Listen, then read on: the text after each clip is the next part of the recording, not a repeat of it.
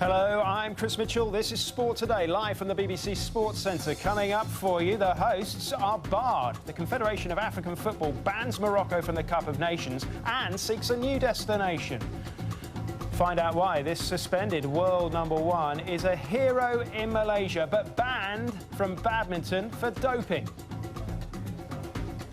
And leading us all a merry dance, all the way to Sochi, the races were manipulated, and Vanessa Mae is banned.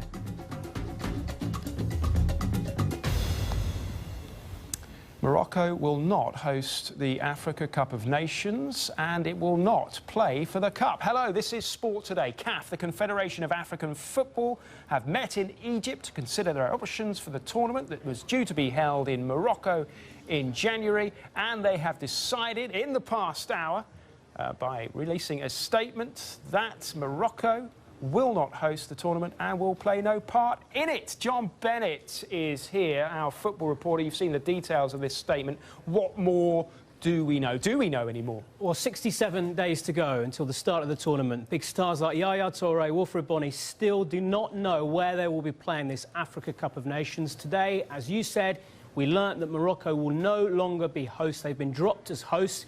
That's because they refused to host the tournament on time. The Moroccan government requested a postponement because of their fears over the spread of the Ebola virus. The Confederation of African Football, African Football's governing body, were always stubborn in their assessment that the tournament will start on time. So the question now is, with Morocco dropped as hosts and banned from the tournament as well, where will the tournament be hosted now? That will be discussed, we're told, on Wednesday. Various nations, such as Ghana, Egypt, South Africa, have already said no to hosting.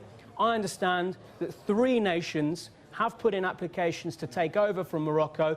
That will be discussed, and that will be crucial as well. Where it takes place will be crucial, because then we'll have to hear from the players and the clubs about how happy they will be to be playing in the Africa Cup of Nations despite the spread of Ebola in 3 nations in Africa.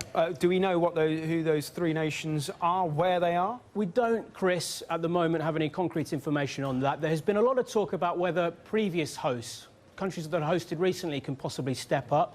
Gabon has been mentioned. They were 2012 hosts. They've got 2 stadiums which were used just 2 years ago. A 3rd stadium has just been built. Angola hosted the tournament in 2010. Could they be one of the nations as well?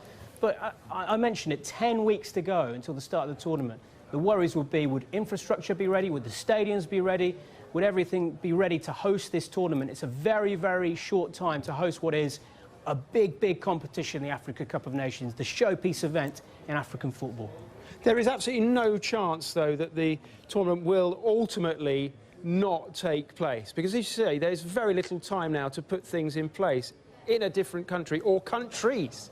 We've seen how things can change over the next few weeks, so I would definitely not rule it out, but I would say the chances are slim. The Confederation of African Football determined that 1, this tournament will go ahead, determined that 2, this tournament will start on time. A lot of people have said, why not delay it another year? But the Confederation of African Football say, why should we do that? This is our showpiece event. We want to put on a good show. Why should we let anything stop us? Clearly, there's a danger that they won't put on a good show, though, because they won't have time to organise a good show. John Bennett, thank you very much indeed. He's one of the biggest stars in Malaysia.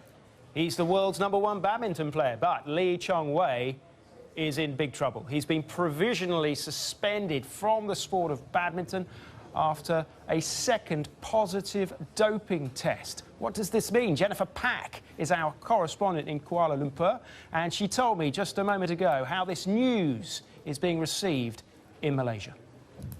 Lee Chong-wei is one of the few people in Malaysia, in this very divided country, to bring people together to watch his games, whether they are Muslim, non-Muslim, whether they're ethnically Malay, Chinese, or Indian. He is one of the few people during his matches who could draw all of these people to sit together in roadside food stalls to watch his games. He is seen as a national icon because he could bridge the divide in this country, and that's why they care about this story. They want to see Malaysia Malaysia to be proud on the international stage. This is a small country of just 30 million people. They don't get many other sports where they can medal in the Olympics. Mr. Lee is their one and only hope at this point in time, especially in badminton, because it is a national sport. Yes, you see people playing behind me, but there are people out on the streets at nighttime after dinner who are playing the sport themselves as well. And many of them, again, have been inspired by Mr. Lee. So a lot of them are very saddened, they're very shocked, they're very surprised at this potential news that he would be suspended for up to 2 years. Vanessa Mae, the popular violinist, has been banned from competitive skiing for 4 years. As you've been hearing in the news, no doubt, the International Ski Federation have taken the action after discovering that she had taken part in races that were fixed to allow her to qualify for the Winter Olympics in Sochi. Well, joining us live now is Chemi Alcott, the British skier. Chemi, thank you very much for joining us live on the programme. First of all, let's get your reaction to this. As a professional skier, and, you know, what is the community saying of professional skiers to this news that she effectively cheated her way to the Winter Olympics? Well, there's a lot of heat on Twitter. I think for me, myself, I fought against the whole Eddie the Eagle mockery for so long that it's sad for this to come back into our sport and make people think that you can cheat your way to get to the Olympics, because this is the first I've ever really understood about it. I actually know Vanessa, and I saw her training last summer, and I was actually impressed by how hard she was training. So I'm really disappointed that this has come out. I mean, it's really bad for our sport, but I want to really drum in that it doesn't happen often.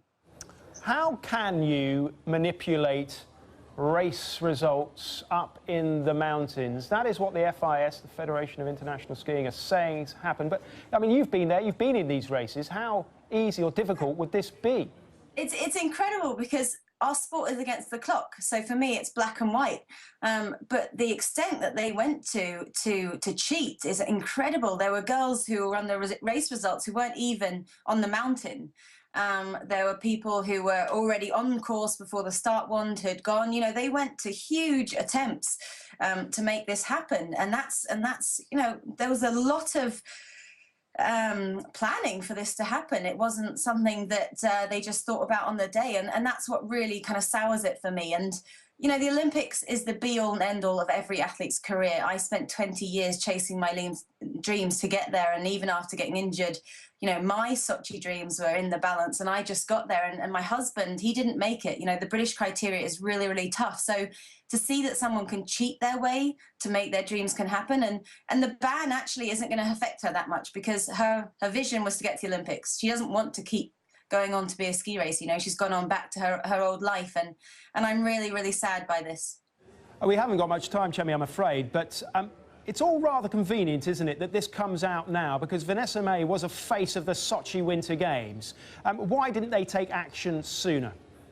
In the IOC's defence, these results that we're talking about, they happened just before the game. So this was a last-minute panic from her and her team, possibly, to go, you know, she hasn't qualified for the Olympics, she isn't good enough, let's put on these races. And this did happen just before the games started. But, you know, everyone likes to glamorise sport, and she brought a lot of story into the Olympics. And it's just sad that she's left the Olympics, and there's a lot of story now too. OK, Chemi, thank you very much indeed for joining us live on BBC World News. Our top story: Morocco will not host the Africa Cup of Nations. They will not take part in the Africa Cup of Nations.